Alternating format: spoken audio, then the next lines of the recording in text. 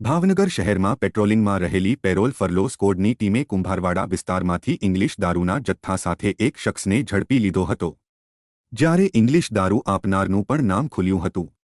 Parole furlough સ્કોડની team Kumbharwada વિસ્તારમાં પેટ્રોલિંગમાં હતી ત્યારે દિલીપ જયંતિભાઈ ડાભી નામના શખ્સને 42 દારૂની બોટલ સાથે ઝડપી લીધો હતો। પોલીસે 4830ની કિંમતની ઇંગ્લિશ દારૂની બોટલો સાથે ધરપકડ કરીને વધુ પૂછતાછ હાથ ધરતા ઇંગ્લિશ દારૂનો જથ્થો કિશન ઉર્ફે ફુગી બારૈયાએ આપ્યો હોવાનું ખુલવા પામ્યું હતું। આથી પોલીસે બેની સામે ગુનો નોંધાવીને વધુ તપાસ હાથ ધરી હતી।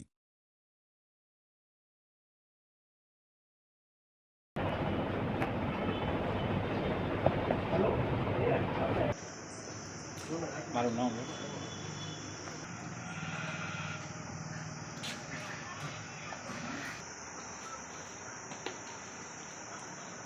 મેં